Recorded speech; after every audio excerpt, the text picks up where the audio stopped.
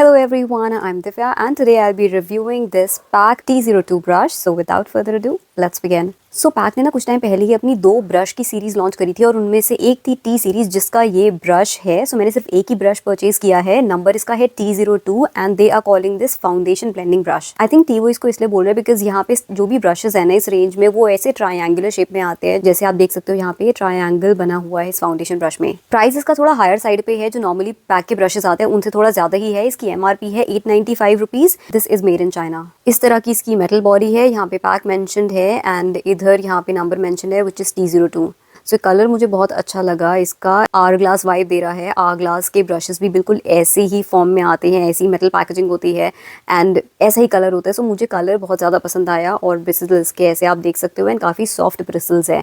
बहुत ही सॉफ्ट है, बिल्कुल भी हार्श फील नहीं होते हैं, पोक नहीं करते हैं यूज़ करते टाइम पे. That is a plus. Due to its metal body ना ये हैवी फील होता है. It is quite heavy compare to the other brushes. Weight की वजह से लक्स वाइब तो आती है लेकिन फिर ब्लेंडिंग के टाइम पे वो वेट भी आपको फील होता है. ये ऐसी आउटर पैकेजिंग में आया था एंड ये आउटर पैकेजिंग भी जो है ना इन्होंने ऐसे ट्रायंगुलर शेप में बनाई है जैसे कि आप देख सकते हो. ऐसे ये ट्रायंगुलर सी पैकेजिंग है. Me show to you. चाहे आपके लिए इतना जरूरी ना हो but still. By the way मैंने इसको नायका से लिया था. फाउंडेशन ब्लेंडिंग ब्रश है तो इसके जो ब्रिसल्स है काफी ज्यादा डेंस है. बट जितने भी फाउंडेशन ब्रशेस मैंने ट्राई किए ना उसके कंपैरिजन में मेरे को ये ज्यादा डेंस लगा. Although it is called foundation blending brush लेकिन आप इसको मल्टीपर्पज ब्रश की तरह यूज कर सकते हो. मैंने भी आज ऐसे ही यूज किया. मैंने पहले से अपना फाउंडेशन ब्लेंड किया था, फिर ब्रॉन्जर भी इसी से ब्लेंड किया, क्रीम ब्लश भी किसी से ब्लेंड किया. Can use this as a multipurpose brush also. Now क्या इससे प्रोडक्ट्स ब्लेंड हो जाते हैं? हाँ जी, प्रोडक्ट्स तो ब्लेंड हो जाते हैं बट मेरे पास इतने सारे ब्रशेस ऑलरेडी है एंड उससे जब मैं इसको कंपेयर करती हूँ तो इमीडिएटली मुझे काफी फर्क दिखाई देते हैं एंड मुझे उतना अच्छा ब्लेंडिंग एक्सपीरियंस नहीं मिलता है. And why I am saying that I will explain it to you.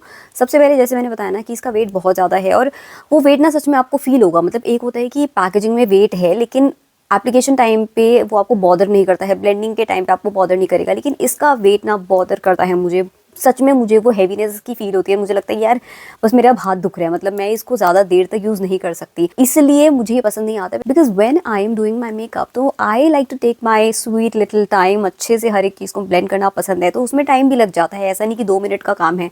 It does take a little amount of time right. लेकिन इसके वेट की वजह से ना फिर मेरे हाथों में वो दर्द होने लग जाता है. I mean obviously it is not very intense. कोई मैं ऐसा वेट लिफ्टिंग नहीं कर रही हूँ लेकिन मुझे जो भी ब्रशेज यूज़ करने की आदत है, जितने भी ब्रशेज यूज़ करने की आदत है एंड अगर मैं मेटल ब्रश से भी कंपेयर करूँ तो भी मुझे ये बहुत हैवी फील होता है क्योंकि बाकी ब्रशेस को यूज करके मुझे ऐसे नहीं लगता है कि यार अब मेरे हाथ दुख रहे हैं. लेकिन इसको यूज करने के बाद ऐसे लगने लगता है थोड़ी देर बाद कि यार बस अब ना हाथों में प्रेशर फील हो रहा है कि बस अब ये यूज नहीं करना, अब किसी और ब्रश पे मूव करते हैं. ऐसा फील होता है. वो वेट आई थिंक वो फील नहीं होना चाहिए. अब अगर मैं कंपैरिजन के लिए आपको बताऊँ तो जैसे मार्स का जो ब्रश आता है उनकी आर्टिस्ट आर्सेनल रेंज में से, सो उसकी भी ये जो बॉडी है ना वो ऐसे मेटल वाली ही है लेकिन वो इतना नहीं होता है कि ब्लेंडिंग के टाइम पे आपको फील होने लगे एंड आपका वो ब्लेंडिंग एक्सपीरियंस खराब करे. वेट की तो बात हो गई. अब आ जाते हैं हम ब्रिसल्स पे. ब्रिसल्स बहुत ही ज्यादा सॉफ्ट है, बिल्कुल भी पोक नहीं करते हैं बट इतने भी डेंस मुझे नहीं पसंद है कि वो ढंग से मूव ही नहीं हो पा रहे हैं फेस पे. इसके ब्रशेस ना एक तो डेंस भी है और ऊपर से जैसे यहाँ से आप देखोगे ना क्योंकि अब इसकी ट्रायंगुलर शेप है तो क्या है कि यहाँ से ब्रिसल्स लंबे हैं लेकिन यहाँ से छोटे हैं. आई थिंक बिकॉज यहाँ पे उसकी लेंथ कम है ना तो इस वजह से भी वो फ्लेक्सिबिलिटी नहीं मिल पाती है.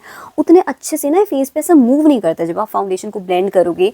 वो मूवमेंट उतने अच्छे नहीं होती है. ये आपके हाथों के साथ, आपके फेस के कर्व्स के साथ उतना अच्छे से मूव नहीं करता है. ये वाला ब्रश बहुत ना स्टिफ सा मुझे फील होता है. मतलब इसको लगा के मुझे ऐसा लगता है कि आप बस ऐसे ऐसे टैपिंग मोशंस में ही आप जा सकते हो. मतलब टैपिंग मोशंस ही आपको मोस्टली यूज करने पड़ेंगे.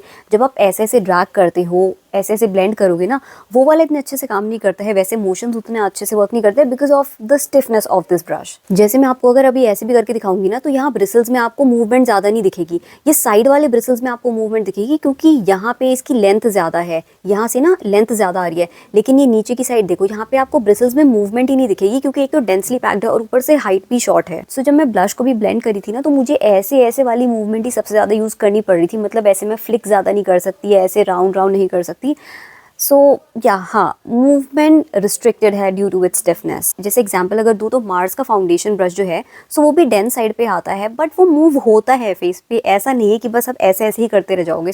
वो वाली चीज मैं कह रही हूँ कि डेंस हो ब्रश लेकिन मूव तो हो ना फेस पे. ये मूव नहीं हो पाते, स्टिफ फील होता है. मार्स वाला foundation brush, flat top foundation brush stiff नहीं फील होता है लेकिन ये वाला स्टिफ फील होता है. फिर वो stiffness combined with this heavy weight makes things even worse. देखो जहाँ तक ब्लेंडिंग की बात है, प्रोडक्ट तो ब्लेंड इवेंचुअली हो ही जाते हैं क्योंकि वो आपके स्किल्स पे मैटर करता है। अगर आपको ब्लेंड करना आता है तो फिर वो आप अपने हाथों से भी ब्लेंड कर सकते हो या फिर एक ऐसे फाउंडेशन ब्रश से भी ब्लेंड कर सकते हो जो उतना अच्छे से काम ना करे। सो इवेंचुअली तो प्रोडक्ट्स ब्लेंड हो ही जाएंगे, लेकिन आपका एक्सपीरियंस क्या है वो मैटर करता है। आप डिफरेंट डिफरेंट टाइप के ब्रशेस पे क्यों स्पेंड करते हो, वो एक्सपीरियंस के लिए ही स्पेंड करते हो कि आपका एक्सपीरियंस बेटर हो जाए एंड ईज बढ़ जाए उसलिए, राइट। लेकिन इसके साथ वो ईज फैक्टर तो है ही नहीं, इसलिए आई will say you can skip this one. And price भी इसका ज़्यादा है। वो प्राइस पे करने के बाद भी अगर आपका कंफर्ट लेवल नहीं बढ़ रहा है, ईज नहीं बढ़ रही है, इनफैक्ट वो हैवीनेस आपको फील हो रही है, स्टिफनेस फील हो रही है, तो फिर क्या ही फायदा। So I will say you can skip this one. And I don't know why people are raving about this. I know इस पे कोई बहुत ज़्यादा वीडियोस नहीं है, लेकिन जो भी मैंने रिव्यूज देखे थे तो उस पे तो बहुत ही ज़्यादा तारीफें हो रही थी इस ब्रश की। But I completely fail to understand why, because मेरा ओपिनियन तो कंप्लीटली डिफरेंट है एंड मैंने वो रिव्यूज को देख के ये परचेज किया था। So I was expecting a lot out of this brush and I was completely disappointed in the very first go.